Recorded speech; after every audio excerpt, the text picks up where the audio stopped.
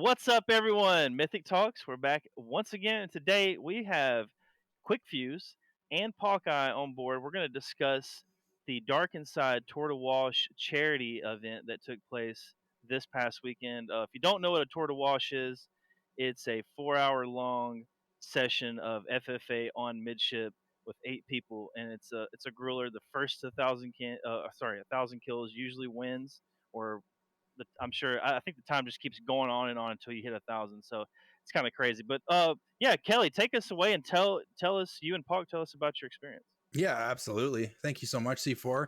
Yep. Welcome in, Pac. It's your first time on the podcast, Yeah. obviously, which it's super great to have you. You played in the Tour de Walsh with me. My experience on the Tour de Walsh was, I'm gonna say, emotional.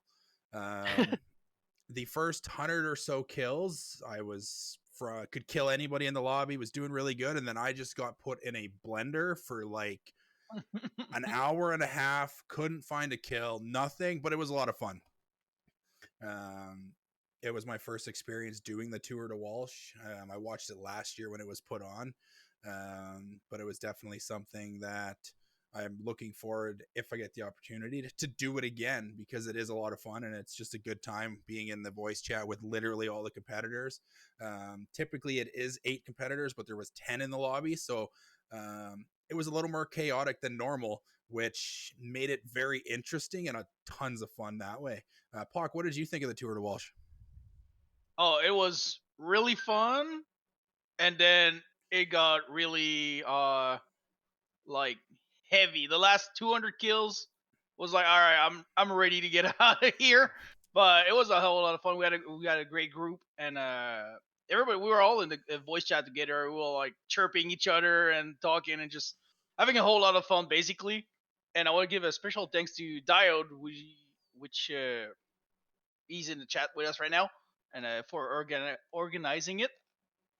And I think we ended up raising almost 1,600 for St. Jude's, right? Yeah, I think it was 1585, I think is what it ended up to. And yeah, big special shout out, obviously, to Dieode, to I Am Mr. Mayhem, Will from Pro Talk, and Dark Inside, the organization, for putting it on and supporting not only the Halo community with a really fun community event on a Saturday, but as well as supporting St. Jude. I know St. Jude, they've actually gone around and we've seen them comment on literally almost every post that we put about Yeah. this. For the Mythic gaming side of things, I'm sure Dieode has seen that kind of stuff. And Parker, like you said, we do have a special guest here with us. The one, the only Dieode is here. He is a content creator for Dark Inside. He's been in the Halo community for quite some time as well. I personally call him a friend. Met him a few times at a couple of events as well. But he is here with us today, and we're going to get to know a little bit more about Dieode, what his goals are, how he got his Halo start, obviously what his role was in organizing the Tour de Walsh, what it's like being a content creator for Dark Inside, as well as some of the other games he likes to dabble in when he's not playing Halo and banging his head against a wall like we like to do sometimes. And some of his goals and stuff that are in the space. Being a creator, obviously, is a lot of work and it takes a lot of dedication and that kind of stuff. So, Dieode, welcome in. Thank you so much for jumping on board with us here. Oh, thanks for having me. Yeah, no problem, man. Other than that, let's start off with your kind of role in organizing the Tour de Walsh. And did it go as well as planned? Did you think of anything different that might have made it a little more smoothly ran? Anything like that? I mean, it started with me whenever I joined Dark Inside, I wanted to like go in there and like actually get things done. Like obviously we know Haley is very good about getting things done, but she has to focus on, getting her team places and all that and doesn't have a lot of time to worry about Mm-hmm. like events that the group is putting on. So I went to Will because him and I had talked about doing stuff together before and said, "Hey, you guys did a Tour de Walsh and Pro Talk last year. Let's do it again. Dark Inside, we'll do it for charity." And we just set out. I think it was a pretty short time frame. We only had about a month to get it done. So next time we're gonna try to make it a little longer. But he's got his moving stuff going on, so our time frame that we could fit it in was very limited. But overall, I think it went smooth. It was his first time doing production side of things, and it was my first time trying to organize things and get people together. And I'd say it went pretty well. Maybe a little longer time frame next time, but other than that, I can't complain. Yeah, it went really from our side from the outside looking in. It went really well. There's only one thing that I would say can make it run smoother, and that is Hawkeye not dropping his internet when we were just about to drop into the Oh, map, absolutely. where we I had was like just about to say that. 25-ish 30-minute break while he's trying to figure his internet out. It's okay. It happens. These things happen when you organize these events. Something is always bound. It's how you overcome them, and you guys did an excellent job. Obviously casting over the matches, that kind of stuff. I watched a little bit, got a chance to hear a little bit of it. It was nice that you guys came in and kind of jumped into the chaotic voice chat. Haley, obviously, if nobody knows who Haley is, it is Nye Dayquil. She is the owner of Dark Inside. So she was playing in it as well, and she was just hilarious the entire night. It was just tons of fun, and we really appreciate you inviting some of us from Mythic Gaming to jump in and kind of to join up for that event. It was a lot of fun. Yeah, of course. I mean, we wanted representation from like this little circle of Halo that we have, which is, you guys, Dark Inside, Pro Talk. Like we had you and Hawkeye from Mythic. We had Jen from Women of Halo. Sin We had too. Sin. We had Riz, Tyler, Holt, and Ashley from Pro Talk, and it was a good time. It was a good time with good people. Right? I can't complain about anything, Yeah, quite honestly. yeah, no, it's so was there a decision made to go with 10 players instead of the typical 8, or was that just kind of how it happened? What we wanted to do was each get a personal invite of like a very close friend. Like for instance, mine was Riz. Yep. Riz and I have become very close. We've been, playing in Rec League together. We traveled to events together and stuff like that. And his was Ashley. So we wanted to get 2, but then keep the 8 and get representation who are our friends from all these different places as well. Gotcha. Yeah, it was just one of those things when we were spawning in. I was like, isn't there only 8 in this usually? Oh, this is going to be tons of fun because it really changed the way you spawned on the map.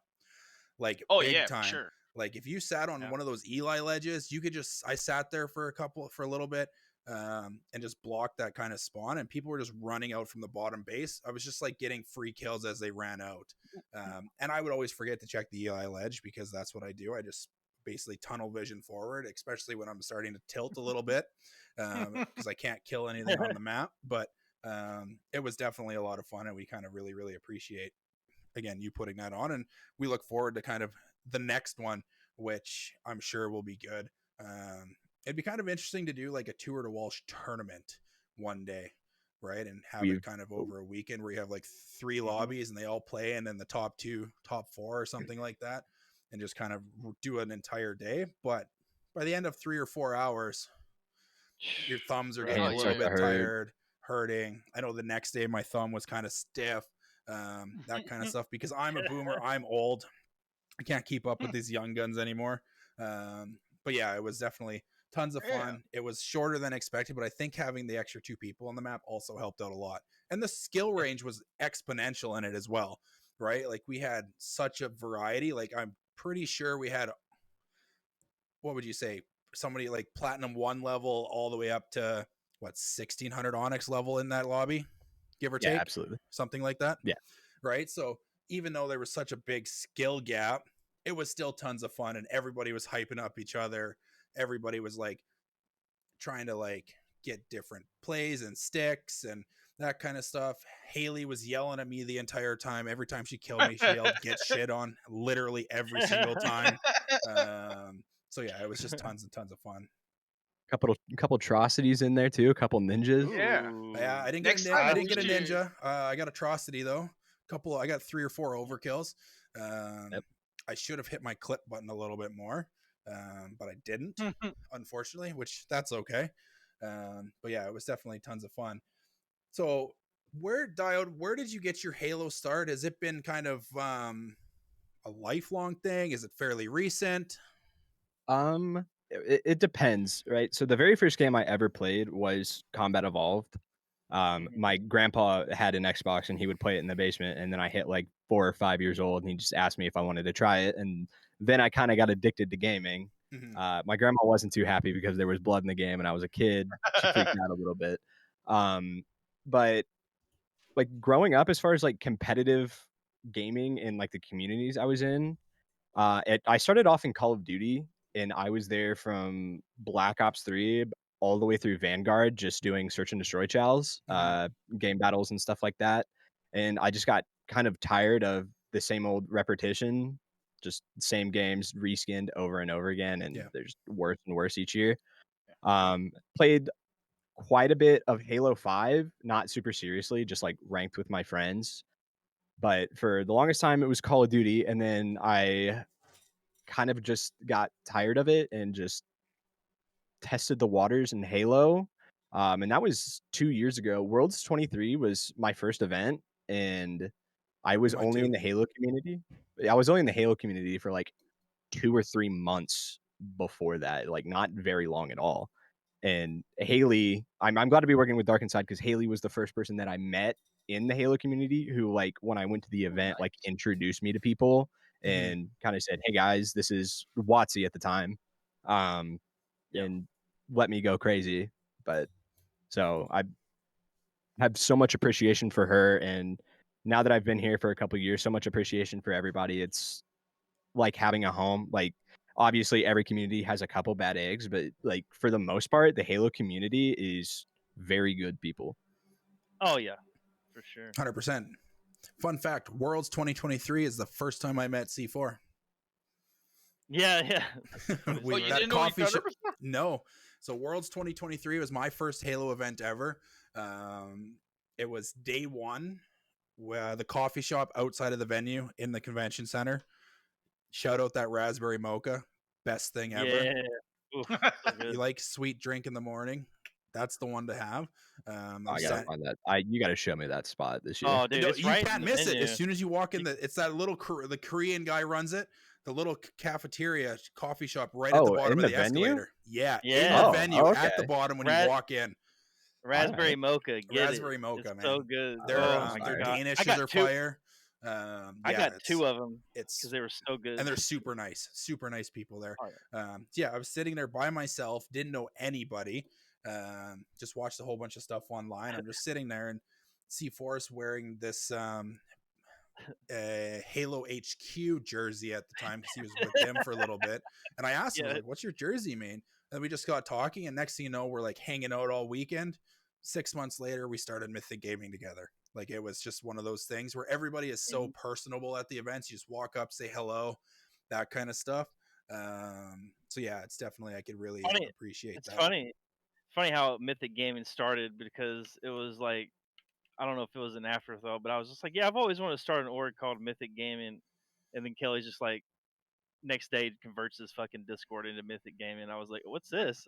We just started from there basically, Yeah, and then no, did it's the podcast, of course. That yeah, was meant to be.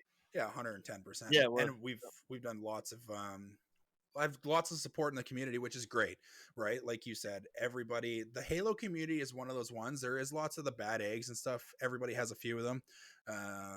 There's always going to be like people rubbing people the wrong way, that kind of stuff, regardless. Your own family has that, obviously. Oh yeah. But I've never seen a closer knit community when it comes to an esport than Halo, For real, nah, yeah, right? that's what Absolutely. I keeps mean, me around. at the Oh, same time, 100%. Halo has had a few rough years, so the community got smaller, and the one who are left are like the core community that loves Halo because it is Halo. Yep. So Yep. even though there's a Yep. few bad eggs, most of the people are still there because they love the game.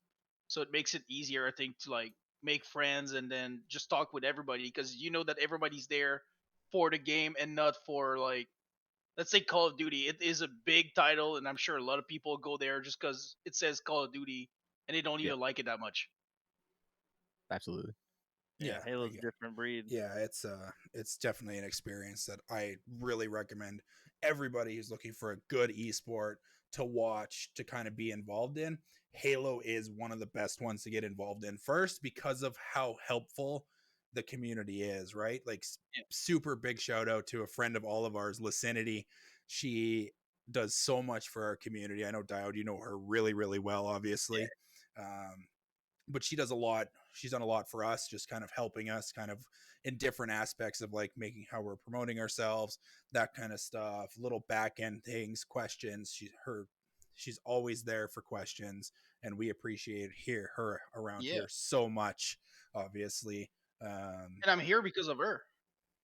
there you I go. wasn't streaming before meeting Sin back when she was on Kick under Queen's Tank, and I was just in her streaming for a couple of days, and then I was like, "Yeah, I want to start streaming," and she's like, "Do it. I don't care. You don't have a camera or anything. Just start, do it." And then I started, and I met all of you guys through like streaming, and then we played a couple tournament together. I was part of Halo HQ for a little bit too with C4, and Yeah. it's all because of her because she pushed me to start, and that's just what she does. I have the exact same story of how I started streaming too. Like I was, I was on my Xbox and I'm just like, well, I like doing it, but it's not super high quality, and I don't know if I Yeah. like not putting out something super high quality. And she just convinced me to do it and kept sending people my way. And within like 3 months after her telling me that, I was affiliated with Twitch. Like I'd got the ability to get subs. So I agree. Probably a huge shout out to her. She has pushed me to do so many things that I Yeah, didn't think I could do. exactly. Yeah, 110%. And we look forward to working with her in the future and stuff. Like she came on For our sure. 4v4 draft tournament as well and casted with us for half the day. Just jumped in and said, "Hey, you guys need some help. Let me help with you guys. You guys are homies," that kind of stuff. So she made that go really, really smooth, which was great. Um, but yeah, obviously got your Halo start in CE5 a little bit, and then Infinite's kind of been your main title, which is great. I'm similar. I didn't play. I played Halo CE as my start. Halo 2, played Halo 3, and then I stopped actually gaming entirely until like 3 years ago. And then I picked up Halo Infinite, and when it came out, it definitely kind of opened my eyes to how good of a game Halo is and brought me into the community again, obviously. So obviously, jumping back to being a content creator, getting your streaming started because Sin pushed you, Diode. Um, Mhm. how is it being a content creator for Dark Inside? Like, are you enjoying yourself? Is there like things that you're looking forward to doing for Dark Inside to grow that organization more? That you can share, obviously. If there's anything private we don't want to know, but how is that going for you? Yeah, it's going great. The people over there are great. Haley's a great person. She always handled things very well. Joker, that one dad, another one of the owners of that org, has been super helpful for me. Riddim, CC, Kalar, Crit, Will, all of them are fantastic people.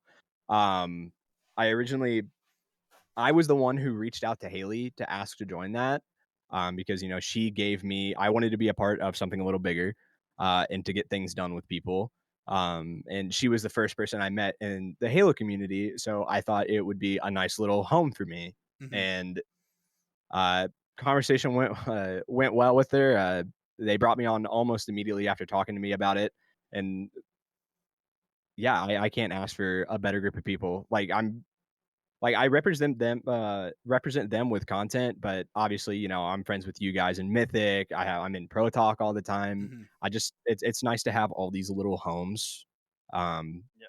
that where I feel safe. But biggest shout out in the world to Haley and Joker for letting me be a part of it and pushing me to do what I want to do to represent them. I will be doing more in the future. Yeah. I want to do much bigger things than just streaming for myself.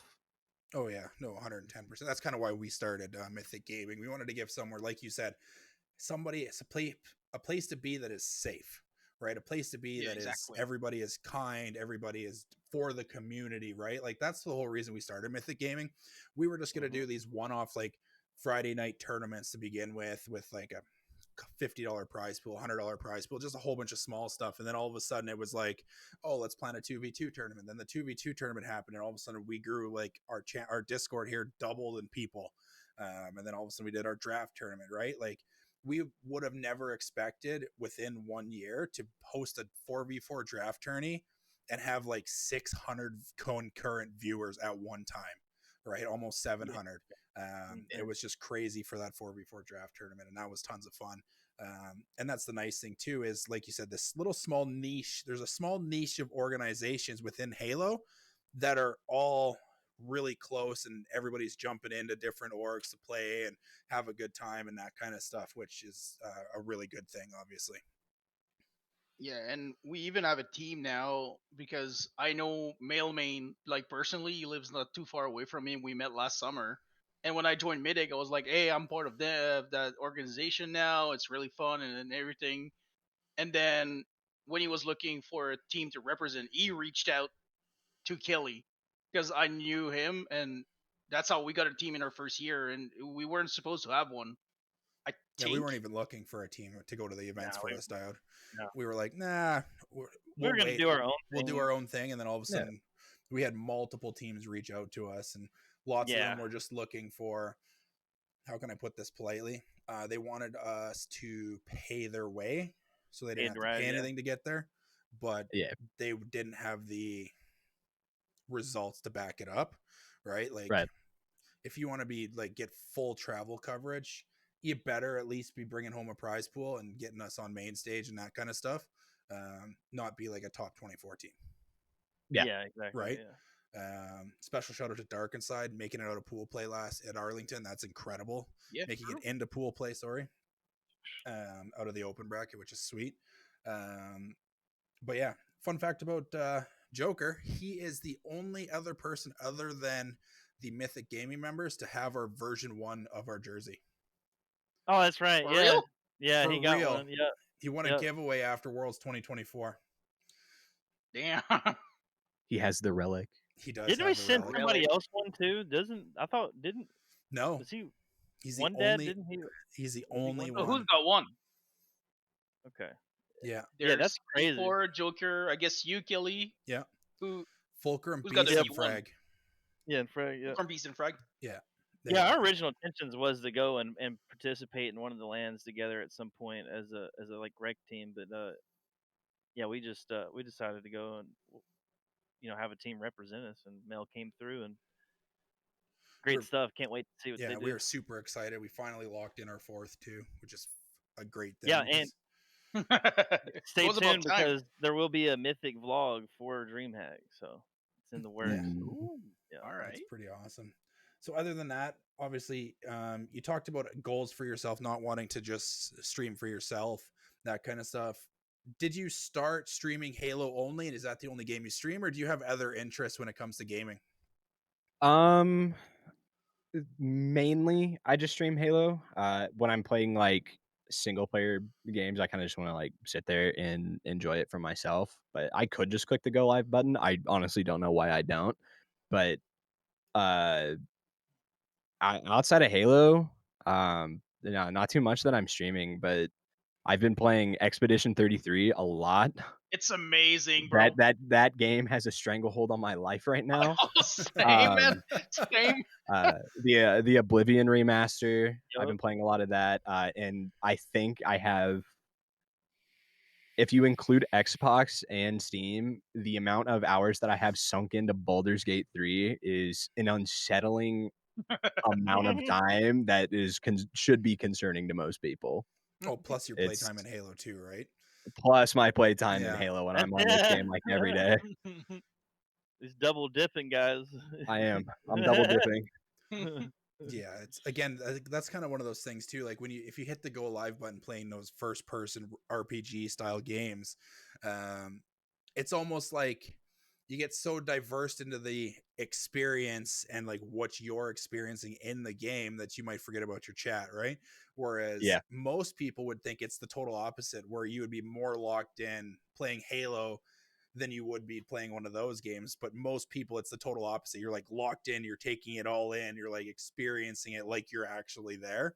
At least that's my own experience, and from what I've heard, that's what most people say too, is they're just so locked into the character building, the experience, the exploring, that they just don't want to hit that because they kind of just want to sink into the couch and do their own thing, right? I was just talking Absolutely. about that yesterday. I think that I didn't like streaming RPGs or like story game mode because exactly that reason. I get so immersed in it that I don't look at chat, or if I look at chat, I don't feel like I'm enjoying the game properly. Yeah, Or I exactly. just don't Yeah. stream like story game mode, kind of like Expedition 33. or Avowed. I gotta finish Avowed, which I haven't got around to. I do too. Is Baldur's Gate first person? Nope. No, so I was it's gonna like say, it's third person, but it's kind of top downy almost. okay. And it is I'm it might be my favorite game that has ever been released. But I also like go to my friend's house like every Monday and play Dungeons and Dragons. So it was Yeah, kind of it's a built D and for D people like video me. game, right? Yeah, I have played the remaster of Oblivion. Dude, I probably put like 3, 4, or 500 hours in that game back in the day. I remember it's so good. the last thing I did on that game that I can personally remember was maxing out all of my skills before I started any quest, and I got to like level like 113 or some insane shit, like doing Yeah, glitches, just doing and then every side and then, quest before yeah, even touching the main and story. then and then doing the whole mages guild before I did the main quest, so I could go back and reanimate the emperor and steal his robes. Yeah, that was fun. All the little tricks of those RPGs. Like you figure Yeah, something out, you see something online, and you're like, I'm doing that next. And then you I'm spend There's another thinking. always big gimmick. 300 hours to do it. I've never played Yeah. Baldur's Gate 3. I haven't played Oblivion in years. Avowed was the first RPG that I kind of downloaded again, and I got into it, and then I just kind of went back to my FPS games, the tried and true, and that's kind of what I play, and that's what I enjoy to play the most, obviously. I Um, can't get off of Halo, man. It's Same. just uh, yeah, me too. Lately, though, I've been ever since they dropped Verdansk back in Call of Duty. Um, it's kind of I played it, never played it when it first came out, but I heard lots of really good things about the map. And it's just been a totally different experience, and it's just been kind of nice to like not have a 10-minute waiting queue to find a match at midnight if I'm gaming late or something along yeah. those lines, and just be able to drop in and not care. Don't You'll care what you'll happens, right? Just the Like only that's the just time big thing. black out and play the Yeah, game. the exactly. only time you'll catch me off Halo is probably when that new Elder Scrolls comes out. But yeah, I mean, In I played a little 2030. bit. I did the Jedi Yeah. Survivor games and beat both of those, and then a little Power Out Yeah, these were Simulator when pretty I feel nice. in a chill mode. Because Halo, I took like a month break last year and like just played other games, and it was nice. It's Yeah, but Halo, I can't get away from Halo. I have phases when it comes to Halo. There's days where I just only want to play that game for Yo, nonstop, and it'll be like that for a week. And then hmm there'll be like a couple day period where I'm like, I'm really not feeling Halo today. I want to go play something else, and it just Hmm. comes and goes and comes and You know, goes. Yeah. it's funny is those days you're speaking of. I usually just take a nap or watch TV or something. I'm Yeah. done with gaming for a little bit. Yeah, I get that for sure. Yeah, but yeah. Um, yeah, other than that, I don't have any other questions for Dieode. Dieode, do you have any kind of last minute thoughts before we close out this podcast? Um, about the scene, about yourself, anything like that? Yeah. Well, obviously, thank you guys for having me. It's Always. been fun. I appreciate that you would even think to have me on here. That's an honor. I do appreciate that.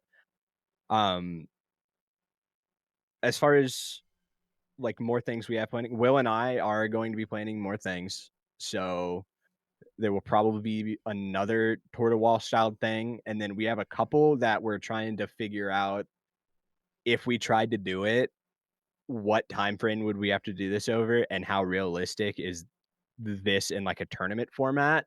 Hmm. I can go ahead and like kind of leak one a little bit, but do you know the custom game mode where it's basically Pokemon battles where one person is on the top and they throw what is basically an oddball down to the platform and it pulls someone on their team onto that platform and they fight a 1v1. What? Yeah, I've What? seen it on Twitter. Okay. Oh. So there's a Pokemon battle mode in this game and we want to set up a